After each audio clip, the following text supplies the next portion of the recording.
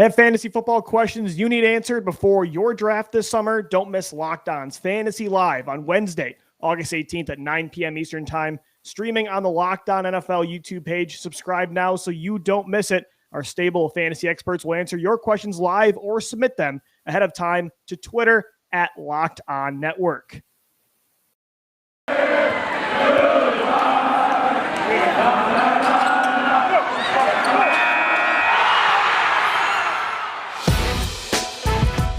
It's the Locked On Podcast Network, your team every day. You are Locked On Eagles, your daily Philadelphia Eagles podcast. Part of the Locked On Podcast Network, your team every day.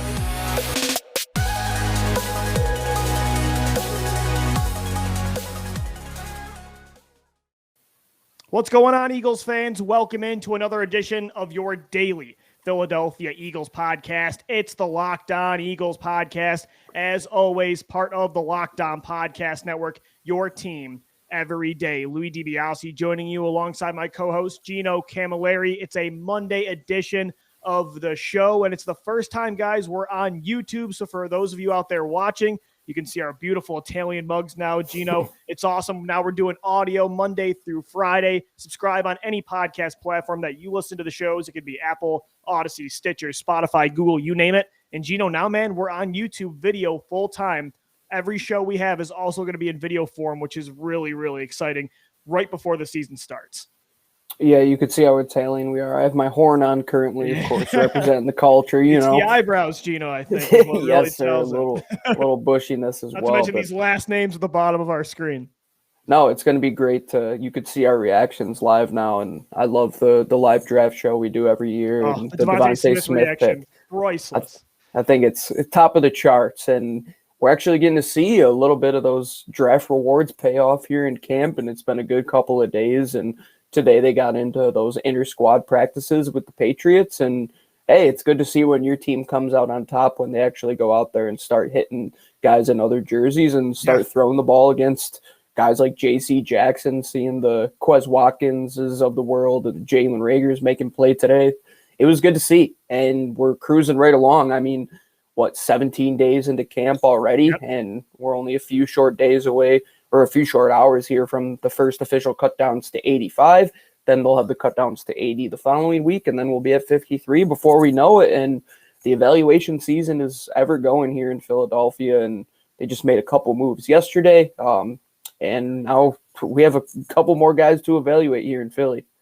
Yeah, Gino, we're going to get into all the takeaways from today's joint practice between the Philadelphia Eagles and the New England Patriots. And it's kind of funny, man. I was following along on Twitter, and you see the guys going at it, and they definitely, like you said, I'm sure they love going up against other guys, right? Finally getting to hit another team because, you know, all summer you've been hitting the same teammates, which is big. But so that's obviously one obvious takeaway you always get into at this time of year with the joint practices. Except for last year, of course, with COVID, you didn't have any of this kind of stuff. But the other thing I was looking at, man, is just these two teams, a little over 3 years ago, were playing in a historically good Super Bowl. Really, the last good one there has been, when you think about it, that was the last good Super Bowl. And you look at how the rosters look now in comparison to then, the NFL really does stand for not for long. I mean, it's crazy how different these two teams are 3 years later. And the Patriots, they were one of the biggest dynasties, if not the biggest one of all time in NFL history. And even that was only a two-man dynasty. The NFL, it is ever-changing. And these two teams, you saw it today, perfect example of that. Yeah, I really believe the NFL is in 3-year cycles now. If you look at every other position outside of the quarterback, a lot of these deals, if you look here in Philly, especially when they signed Javon Hargrave last year, a kid who's just coming off of his first deal, usually would probably get a 6-7 year contract. He's only getting a guaranteed 2-year deal and then that third with the option. So, I mean, a lot of these deals are going into these 3-year cycles, and I think it's bang on, Lou. You look at Philadelphia and you look at the Patriots, two teams that were at the hierarchy, the very upper echelon of the league. Right behind the Patriots for a couple of years, the Eagles were right there behind them in playoff wins when they went on that run to win the Super Bowl, and then couple years following that. And now you're sitting here and saying, okay, two teams that are kind of in that rebuild, retool stage, can they get it done now with a different looking core? And I would say both teams, you look at the young talent that they're acquiring, it really is moving in a direction where even guys like Bill Belichick are kind of changing the ways that they develop teams and how they put together a 53-man roster. And I think you're seeing that here in Philadelphia. Look at the wide receiver group, Lou. It's not these big guys that are just going up and winning 50-50 balls like the Alshon Jeffreys of the world. We're seeing guys get a couple yards of separation at the top of their break points, and they're winning right off of the bat at the line of scrimmage. And even at the linebacker position, you're just seeing guys get younger, get faster. You have to be able to chase down some of these elite running backs of the world, covering them in space. And there was a clip that our friend Marcus Mosher had tweeted out from Locked On Cowboys the other day, and it was a clip of their preseason game, and it was Jalen Smith and Leighton Vander Esch, and Jalen Smith is the will linebacker closest to the play, and LVE beats him from the middle of the field to the sideline, and Marcus Mosher said, man, Jalen Smith just can't run, and that's what today's NFL is. If you can't run, which we have seen many cornerbacks here in Philadelphia, Bradley Fletcher, Kerry Williams, for example. The other guy on the opposite side of the field for the Patriots today, Jalen Mills. Yeah, if you don't have the foot speed in the NFL, especially in today's modern game, it is going to be tough to work in this league. And I think it's ever more evident that when guys that were so stuck in their ways, like the Howie Rosemans of the world, the Bill Belichick's, a lot of these really good developers at the player personnel areas of the football are starting to change their philosophy and for the better. And I really am kind of enlightened, and I have a little bit of an epiphany here that Philadelphia is moving in that right direction, Lou. Like for a couple of years, we were just saying, okay, how are they going to adapt with this team? How are they going to adapt with the core?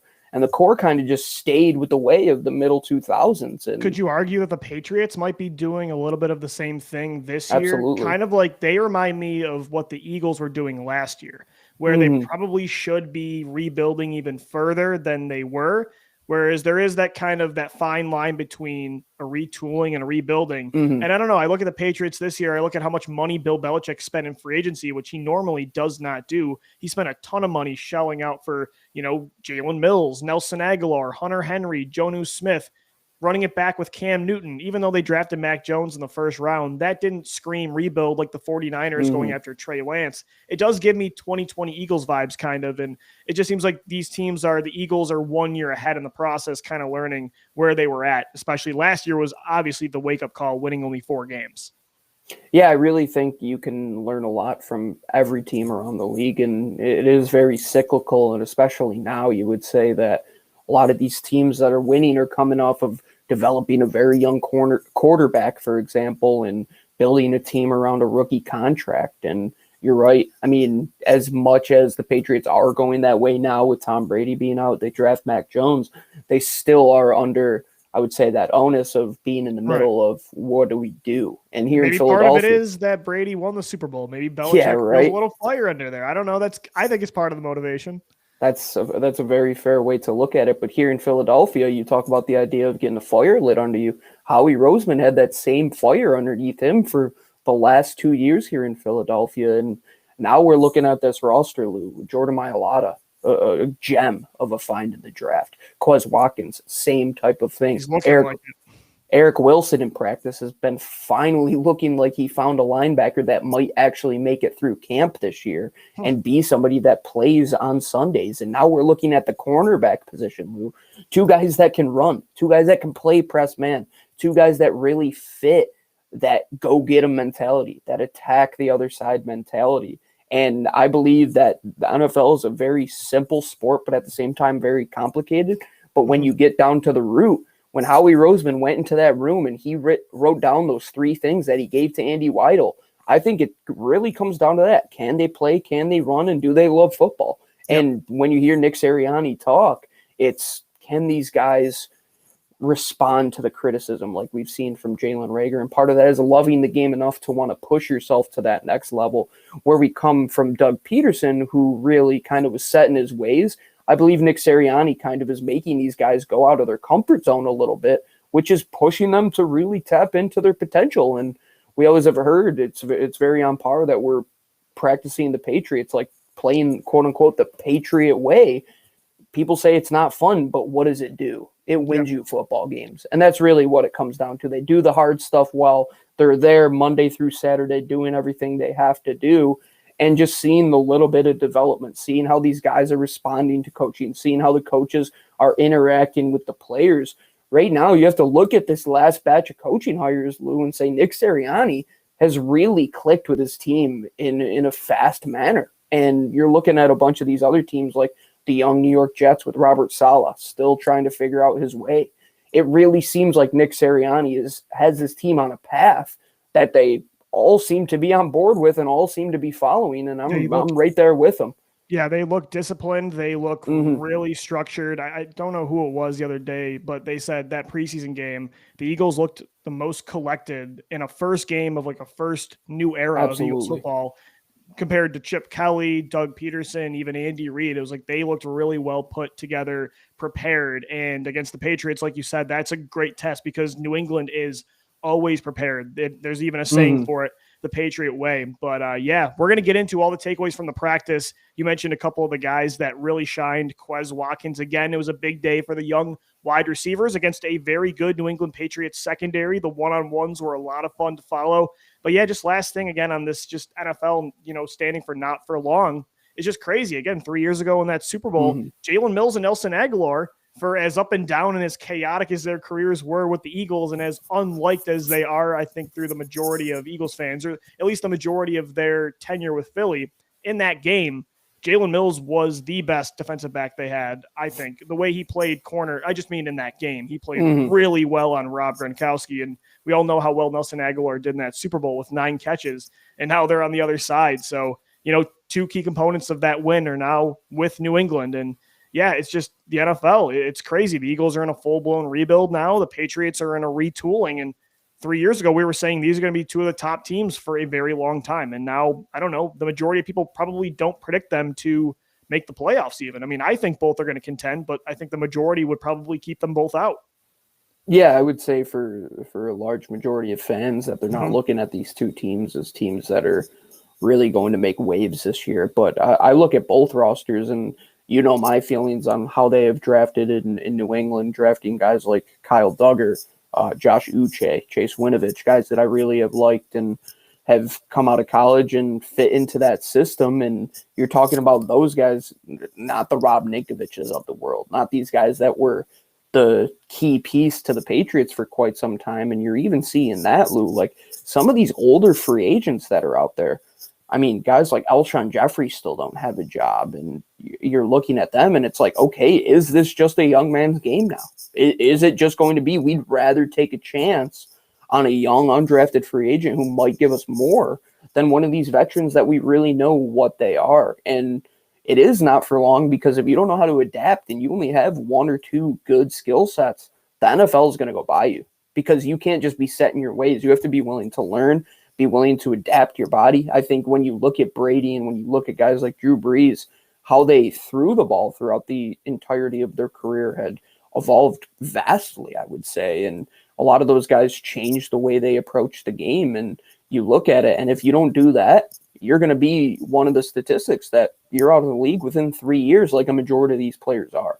Yeah, very well said, Gino. And I want to dive deep into this joint practice that happened today at the NovaCare Complex between the Eagles and the Patriots. Coming up next, right here on the Locked On Eagles podcast. And guys, today's show is sponsored by the best tasting protein bar on the planet. It's basically a candy bar in protein bar form. It's Built Bar, and they've got a flavor for everybody. 9 delicious ones. If you like coconut, they've got coconut and coconut almond, cherry, raspberry, mint brownie, peanut butter brownie, double chocolate, and salted caramel. Again, something for everybody. They're delicious, soft, easy to chew, covered in 100% chocolate. But again, it's a healthy alternative. 17 grams of protein, only 130 calories in every bar, and only 4 grams of sugar.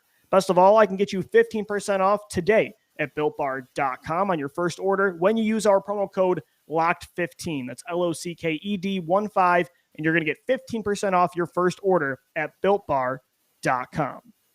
All right, Gino, let's next get into the details of this joint practice between the Eagles and Patriots at the NovaCare Complex. And I would say, I don't know, I feel like throughout training camp, it's been a more inconsistent camp for the offense as opposed to the defense. I feel like that is par for the course, though. Especially defenses start faster throughout camp. The Eagles, especially their defensive unit, has more veterans than the offense. There's a new coach implementing a new offense. So I think it's not surprising that the defense has started off hot compared to the offense. It's been rather inconsistent. But at the same time, today, the fact of the matter is they've been inconsistent. Today was a big bounce back. I don't even want to call it a bounce back. It was a very encouraging step against, again, a very well-coached defense, as it always is, with good defensive backs. To see Jalen Hurts being named as like the best quarterback by far in the field today over a former Super Bowl MVP in Joe Flacco, a former MVP in Cam Newton, a first-round pick in Mac Jones, to see Quez Watkins torching J.C. Jackson, Jalen Reagor is playing well, Devontae Smith's back on the field. It was a very encouraging day for the young offense, for sure.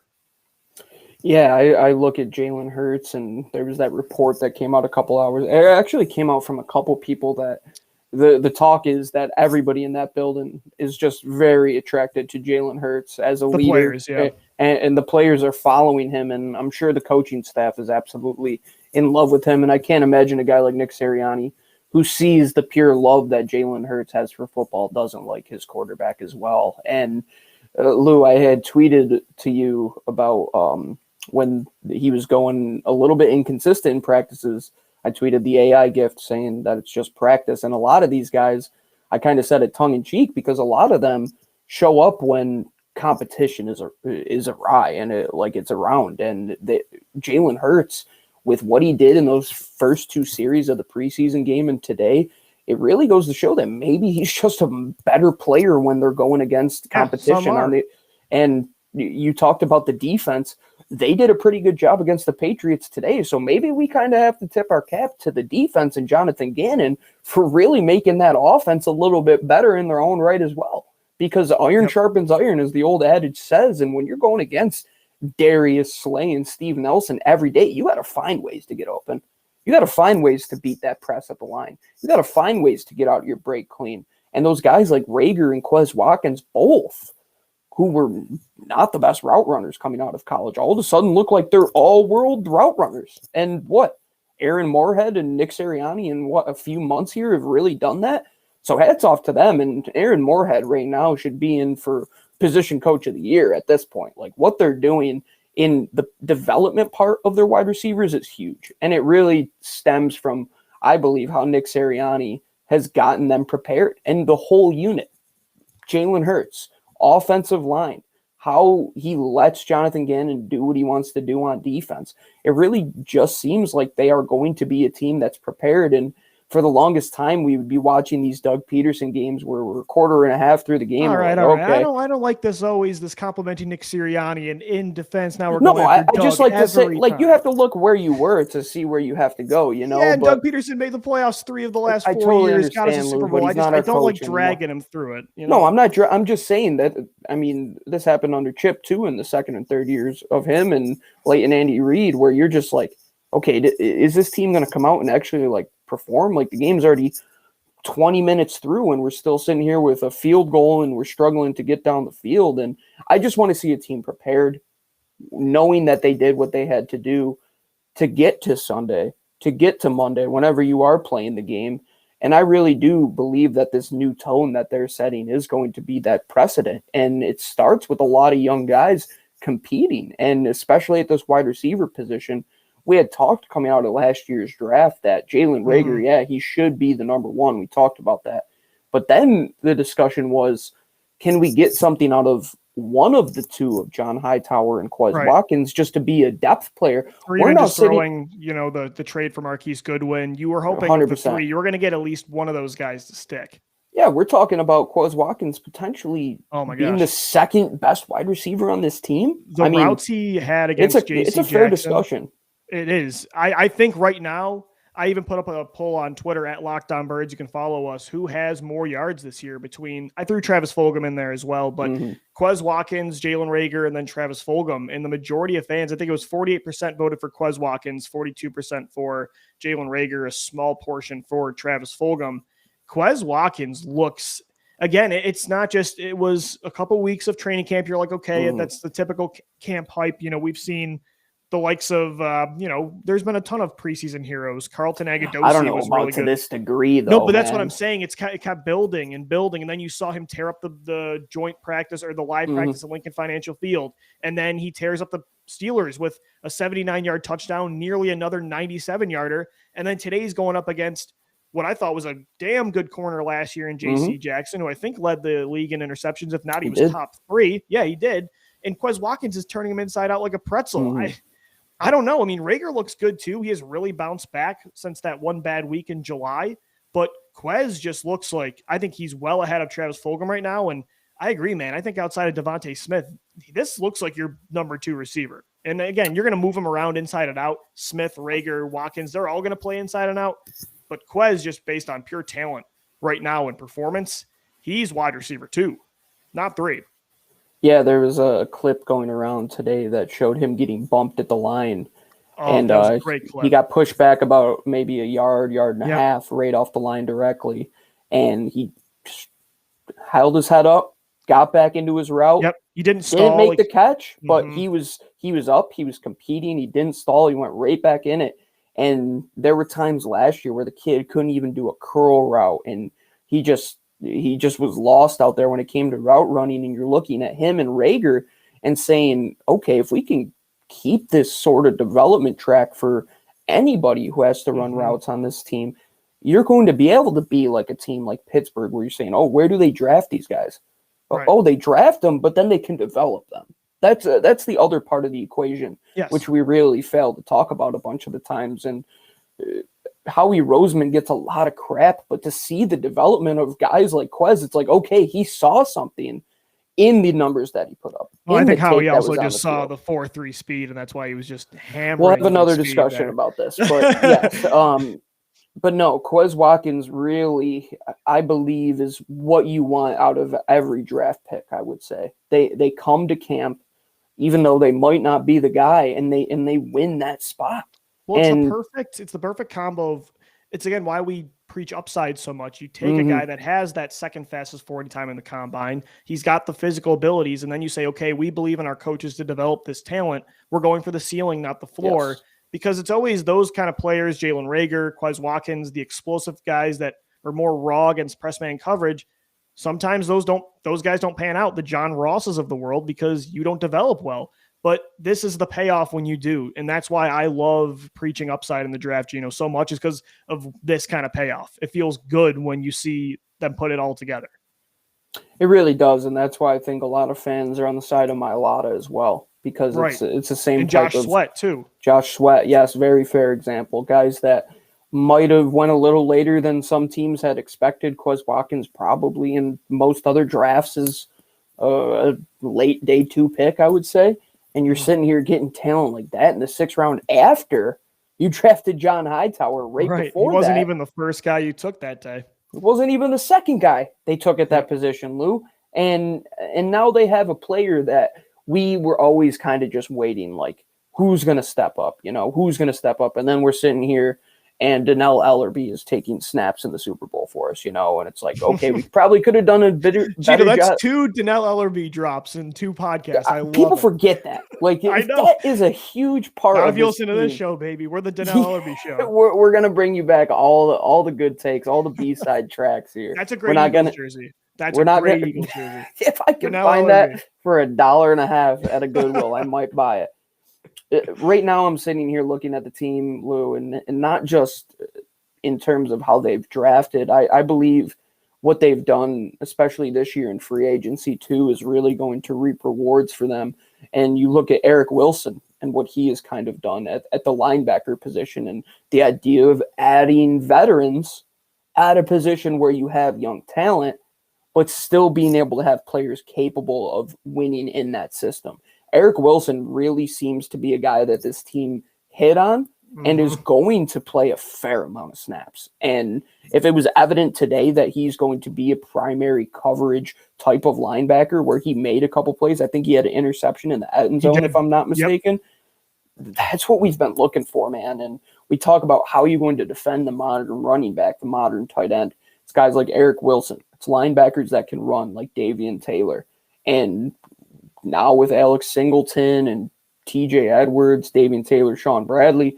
You have a good stable of guys that do a few things well. But now if you can have Eric Wilson truly be your every down type of guy that can play in both run and pass, it kind of allows those linebackers behind him to develop some more, to develop in the traits that they might be lacking in. Because they're not just forced into the fire where they're sitting there with a chicken with their head cut off. They're actually in a position where they can learn. They can not really have to feel the pressure of being the guy. They're just another guy on the team. And at that position in particular, like cornerback, the bar has been so low that even getting a guy who's serviceable in Wilson is a win, in my opinion, because they've been just downright bad to the point where I don't remember who it was, the name of the individual they signed last year, but he was from the Chargers, and I think he ended up Jatavis Brown. Jatavis Brown, yeah, I think he ended up just retiring and yeah. not even playing in camp. And Yep. you can't be having those type of band-aids. You really need somebody that's going to provide an ace bandage for you, and it might not be exactly what you need to stabilize the whole house, but it can just be a nice little wedge you toss in there for a year until the guys get into position. And you need those bridge players at not just quarterback, at every other position.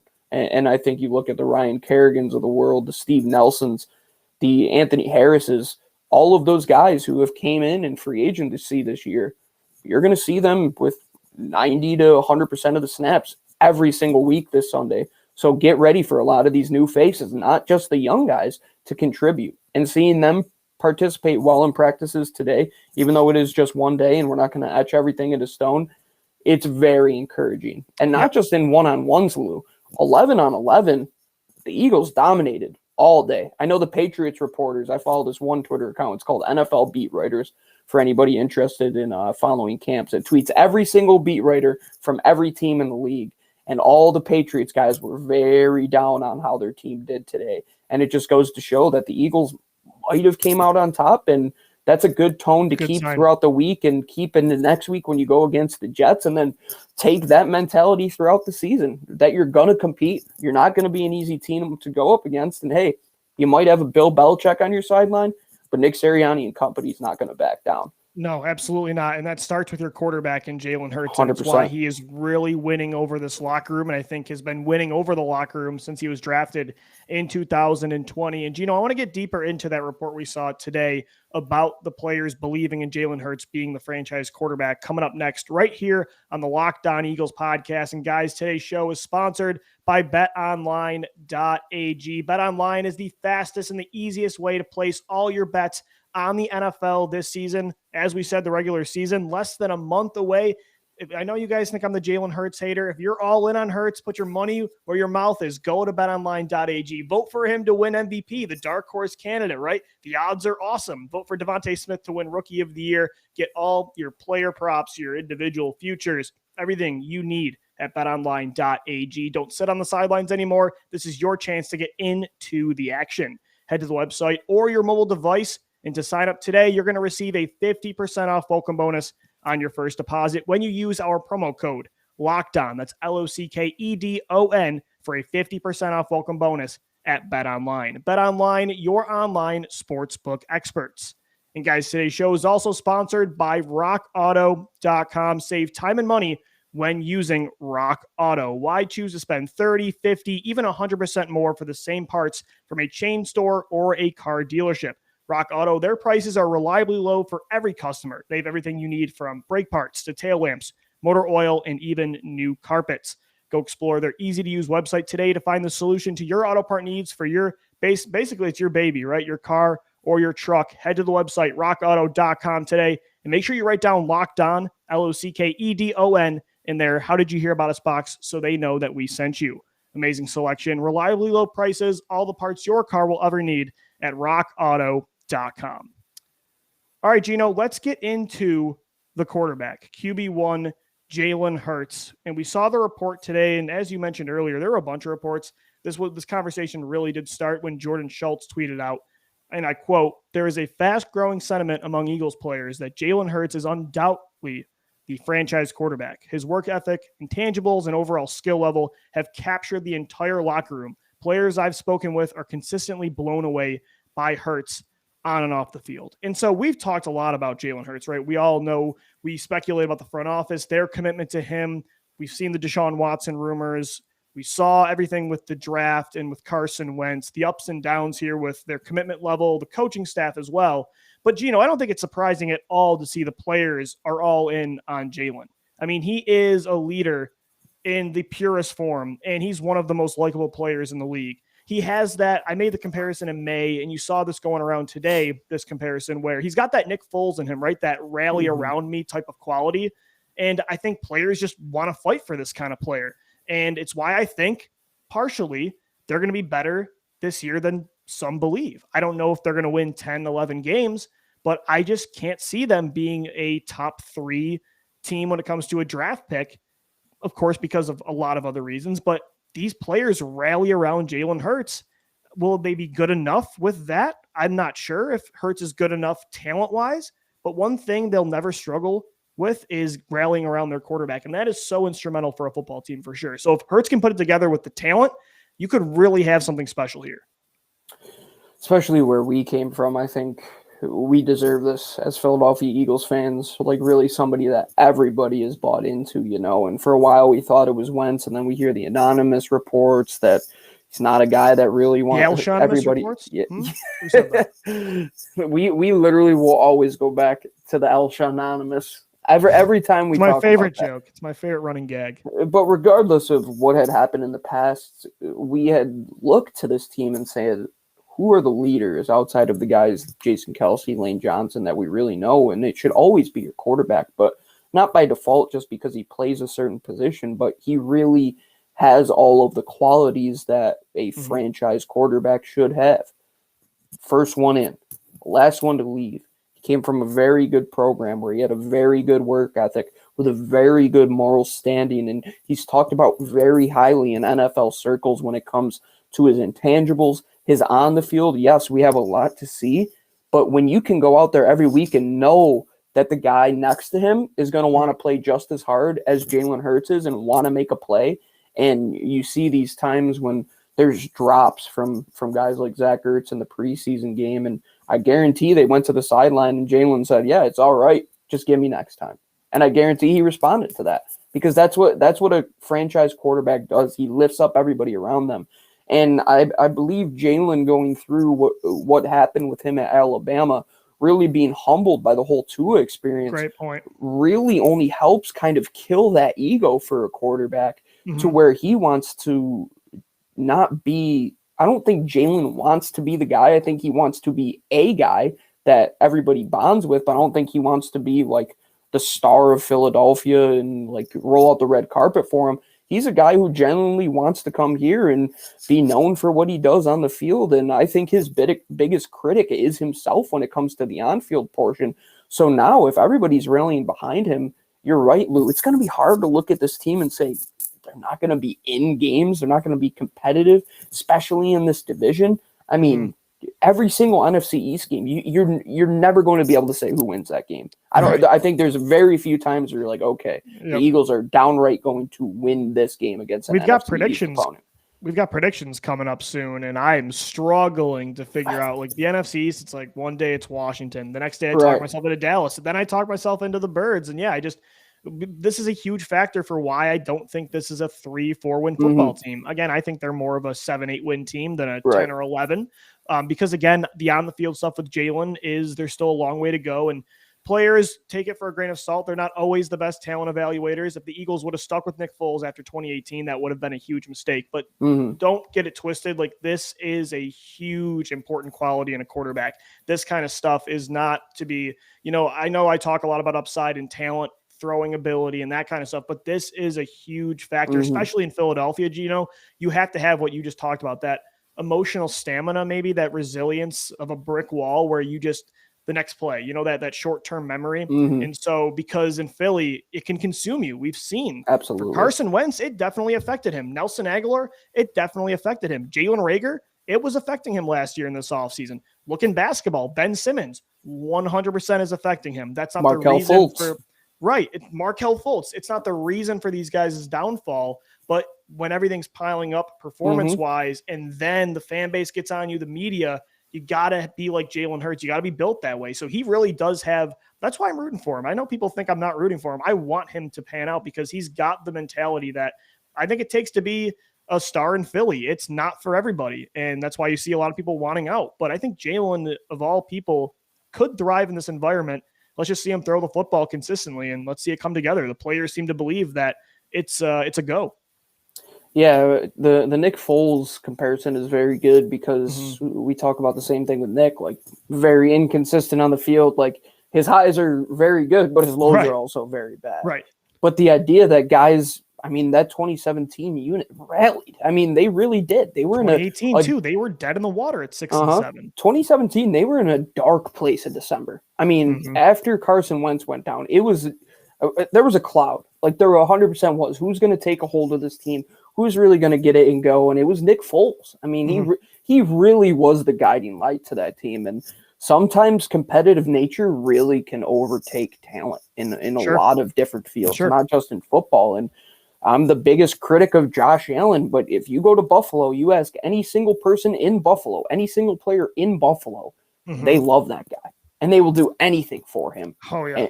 And I think you can look at Dallas the same way with Dak and when he got injured. And I guarantee that team is talking about that in camp. And they're saying, man, Dak, like, we got you, bro. Like, if you're on the field, we can go out there and do things. And that's the discussion you want guys to have with Jalen. And I really believe that, especially coming from Bama, where you got first-round draft picks to your left, first round to your right, Nick Saban. Oklahoma, too. Oklahoma as well, where Nick Saban's getting interviewed like he's the president of Alabama, and same with Lincoln Riley. You're really humbled in knowing that you're not bigger than the sport at that point, you know? And now you're here in Philly where they want you to think that, and they want you to get out of your element. And Jalen Hurts, he's the guy in rec league basketball that takes every charge. And you're just like, man, I just want this kid to stop. And he's just, you charge him again. And he just doesn't go down. Yeah, he does the dirty work. But at the same time, he plays a very important position. And if he could take that next step and even be a little semblance of what he was in his last 2 years between Alabama and Oklahoma, where he averaged around 70% completion percentage, if you could fit that offense to him and let him do what he does with his legs, and Nick Sirianni saying, yeah, you can't really evaluate him until you see that. We had Donovan McNabb here in Philly, man. He didn't do it all with his arm. You need guys like that can do it in multiple ways. The best quarterbacks right now in the league, even Pat Mahomes, he's making plays with his leg. Josh Allen's making plays with his leg. Justin Fields, Zach Wilson, all of these guys are going to be able to do that.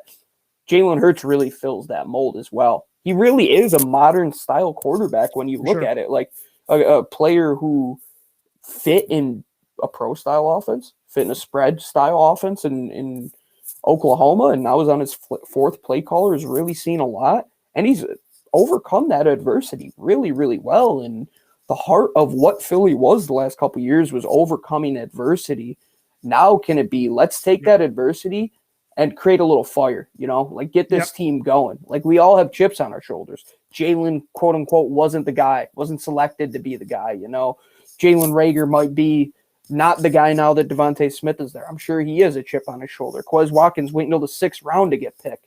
Guys like Brandon Graham and all these guys that are still, I mean, BG in the top 100 players, he's 99 or whatever it was the other day on NFL Network. You're not going to ahead of him or something. Yeah, you're not going to tell me that Brandon Graham, who does everything for that defense, isn't a top 75 player in this league. And I really have seen this team from all their backgrounds really get under this one mantra once again, that they're all they have, man. Like people count Philly out. And right now, Lou, this is where this team wants to be.